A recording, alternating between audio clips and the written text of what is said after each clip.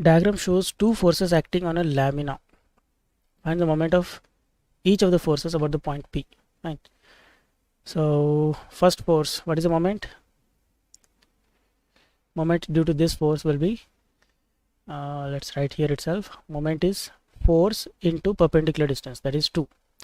Now this is in clockwise direction, so that is 10 Newton meter in clockwise direction. Then this one, what is the moment due to this force? This will be 8 into, now if here you can take perpendicular distance, right? So this perpendicular distance will be 2 times of sine 50. Okay, or you can take the component of the force itself. If this is confusing you, you can just take the component, the perpendicular component of the force. So what is this component of force?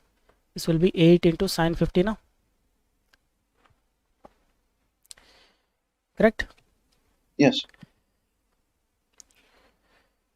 So perpendicular force is 8 into sine 50. For this force, perpendicular distance is 2, and the other component, that is 8 cos, will pass through the point, so its distance is 0. So we will not get any moment due to that. So this is the value of moment. So find it.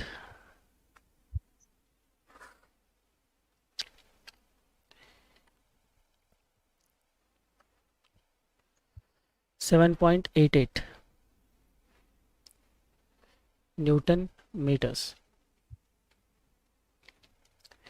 Okay, and this one is in what direction?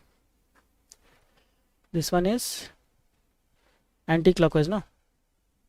Yes. This one is anti-clockwise, this one is clockwise. So if you are asked to find the total moment, the result of both these forces, then let's call it this as m1, this as m2. What you have to do? Total moment. Total moment. So anti-clockwise, let us take it as positive. Clockwise will become negative, है ना? Yes. So m2 minus m1. So that is 7.88 minus 10. So we are getting minus how much?